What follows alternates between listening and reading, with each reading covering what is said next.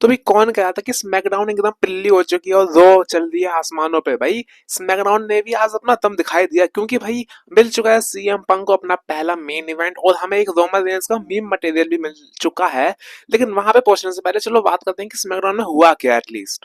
तो भाई स्मैकडाउन की शुरुआत करते हैं कोडी रोड्स, और कोडी रोड्स आते हैं और भाई ऑब्वियसली भाई ऑडियंस का गाना गा रही होती है उनका, लेकिन वो कुछ बोले वहीं से, मतलब वो सब बोल रहे थे क्राउड कितना अच्छा है वगैरह। वहीं पे आ जाते हैं अपने वाइपर रैंडी ओटन। अभी रैंडी ओटन कहते हैं कि भाई देख कोडी रोड्स, तेरी वजह से ये बिजनेस ना ब्लूम कर रहा है सबसे ज्यादा, तू 99% रिस्पॉन्सिबल है इस चीज के लिए। वो ये भी कहते हैं कि भाई जो तूने काम किया था ना डब्ल्यूडब्ल्यू से बाहर जाना, उसके लिए ये बहुत सारे ना बॉल्स चाहिए होते हैं। मतलब ग्रो सम बॉल्स का मतलब होता है हिम्मत, ठीक है। तो वो चाहिए होती है, वरना कोई भी डब्ल्यूडब्ल्यू जैसा हाई पे चेक इवेंट छोड़ के अपने आप को अननोन में लेके जाए, वो सिर्फ तू ही कर सकता है। और you are truly the face of the company. लेकिन भाई रैंडी ऑर्टन ने अपना हरामी पन्ना दिखा दिया। रैंडी ऑर्टन ने कहा कि भाई तेरा मैच है जॉन सीना के साथ इस रेसलमेनिया में, लेकिन जैसे जॉन सीना 17th के लिए आ रहा है ना, मैं भी अपने 15th के लिए आ रहा हूँ। तो भाई यहाँ पे जॉन सीना ने साफ कर दिया कि भाई रैंडी ऑर्टन भी इस जॉन सीना के बाद ना इस टाइटल के लिए आएगा ही कोडी रोड्स के पीछे। अब यहीं पे आ जाते हैं अपने अंडरटेकर नहीं, ड्रू मैकिंटायर। अभी ड्रू मैकिंटायर कहते हैं भाई तुम दोनों भाई क्या बकवास कर रहे हो यहाँ पे, रैंडी ऑर्टन तू काफी जैक हो गया है। और यहाँ पे उन्होंने डेमियन प्रीस्ट का भी नाम ले लिया, उसको बोल दिया टेमो अंडरटेकर। मतलब क्या ही है यार ड्रू मैकिंटायर। अब यहाँ पे ड्रू मैकिंटायर ने बकवास शुरू कर दी। अब यहाँ पे कोडी रोड्स ने मारा एक चपेट खींच कर, रैंडी ऑर्टन आगे होके लिखा लेकिन बच गया यहाँ पे। तो ड्रू मैकिंटायर को पीछे जाना पड़ता है। यहाँ से मैच हो जाता है Drew McIntyre versus Randy Orton SmackDown के लिए, जो कि बाद में होगा।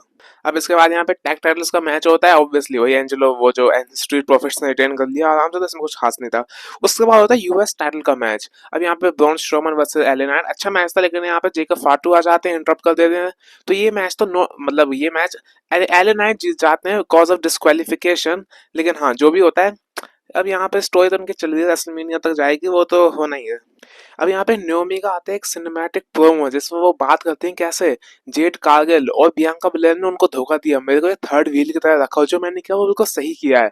और मैं आपका इसका ना दिमाग खराब करके दूंगी, इसको और मारूंगी। तो भाई न्योमी ने अपना हील वर्क दिखा दिया, जो कि चल ही रहा है उनका। अब आता है रैंडी वर्सेस ड्रू, और भाई इन दोनों बिग हिटर्स का क्या ही मैच होता है। मैं तो चाहता हूँ यार इन दोनों का ना जो राइवलरी थी ना 2020 में, वो तो क्या जबरदस्त थी, काफी अच्छा मैच था। लेकिन यहाँ पे केविन ओवेंस आ जाते हैं और इंटरप्शन से ड्रू मैकिंटायर ने हिट कर दी अपनी क्लेम, और ड्रू मैकिंटायर जीत गए मैच। लेकिन उसके बाद केविन ओवेंस पेलने लग जाते हैं रैंडी ऑर्टन को। लेकिन रैंडी ऑर्टन करता है अपना कमबैक, और भाई केविन ओवेंस को ही भागना पड़ जाता है यहाँ से। अब यहाँ पे एक मैच होता है जिम्मी ऊसो और मिस कहूँ कि भाई बैक स्टेज उनके बीच कुछ हो रहा होता है, तो ऑब्वियसली जिम्मी ऊसो जीत ही जाएगा। वहां पे कैमरे के सामने जिम्मी ऊसो ने हीट करके गुंथा को भी चढ़ा दिया, और यहाँ पे जिम्मी ऊसो ने आराम से ये मैच जीत लिया।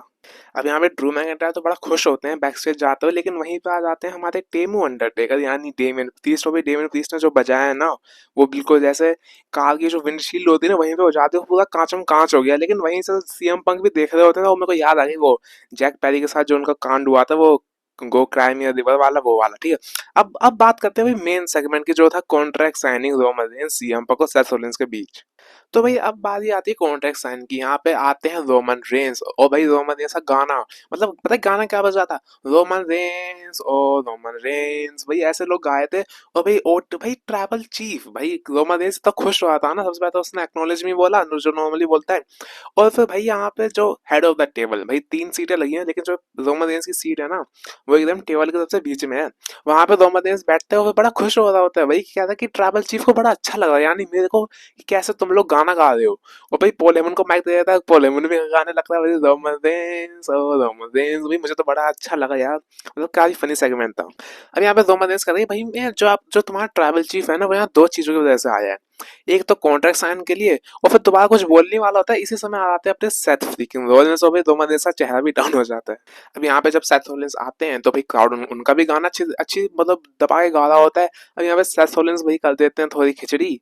यहाँ पे भाई वो माइक लेके आते हैं पॉल हेमन के पास कि भाई तू भी गा ले मेरा गाना। और भाई यहाँ पे सेथ रोलिंस ना अल्टीमेट है भाई, अल्टीमेट ट्रोलर है सेथ रोलिंस तो। अब यहाँ पे पहले सेथ रोलिंस कहते हैं कि रोमन रेंस तेरे को याद है कि हम इसी बिल्डिंग में 12 साल पहले हेलीकॉप्टर से आए थे, हम तीनों बंदे, और हमने अंडरटेकर को यहीं पे गाड़ दिया था, मतलब टेबल के आगे जो शील्ड का एंट्रेंस हुआ था सबसे पहले हेलीकॉप्टर से, आपको याद होगा। अब यहाँ पे दो बंदे कहते हैं, या मतलब सेथ रॉलिंस कहते हैं कि भाई हमारे बीच में काफी हिस्ट्री रही है, हम एक साथ लड़े, हम एक दूसरे से लड़े हैं, लेकिन हमने एक चीज करी है, हम इस कंपनी के सबसे बड़े फेस हैं।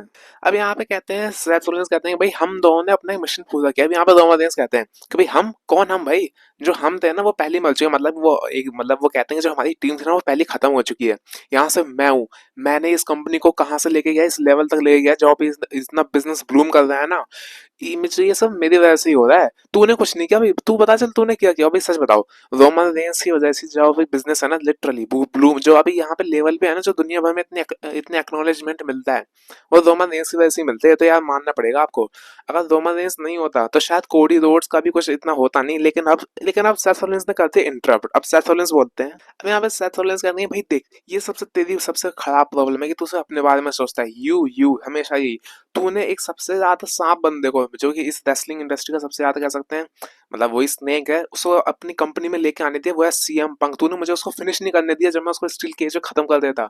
और यहाँ पे तेरी गलती है, अगर वो कुछ करेगा ना इस कंपनी को बर्बाद करेगा तो सिर्फ तेरी वजह से। यहाँ पे सेथ रॉलिंस ने अपना कॉन्ट्रैक्ट साइन कर दिया, लेकिन यहीं पे आ जाते हैं हमारे बेस्ट इन दी वर्ल्ड। अब भाई यहाँ पे सीएम पंक कहते हैं भाई अरे यार मेरी बबल गम खत्म हो गई यहाँ पे आते आते। लेकिन सबसे बड़ी बात, यहाँ पे वो पढ़ते हैं कॉन्ट्रैक्ट, लेकिन रोमन रेंस कहते हैं भाई तू क्या कर रहा है, जल्दी साइन करना, इतनी देर लगा रहा है। वो रोमन रेंस कहते हैं भाई पेज नंबर 4 पे जा, क्लॉज 5 वहां पढ़। अब भाई वो सीएम पंक को समझ में नहीं आ रहा होता, तो भाई रोमन रेंस कहते हैं भाई ए वाइज मैन भाई इसकी मदद कर थोड़ी बहुत। अब वाइज मैन उसके पास जाते हैं, उसको बताते हैं कि सीएम पंक देख, तेरा हमेशा सपना था ना कि तू एक बड़ा रेसलमेनिया मेन इवेंट करे, तो सुन, तू रेसलमेनिया की नाइट को क्लोज करेगा, और भाई जो चीयर होता है ना तू करेगा। और भाई यहाँ पोलेमन कहते हैं CM Punk you are WrestleMania main event. और भाई ये सुन के ना सीएम पंक की आंखों में आंसू थे, लिटरली आंसू थे। सीएम पंक मेन इवेंट करने वाले, जो कि सपना था हमेशा से ही सीएम पंक का कि वो रेसलमेनिया मेन इवेंट करे।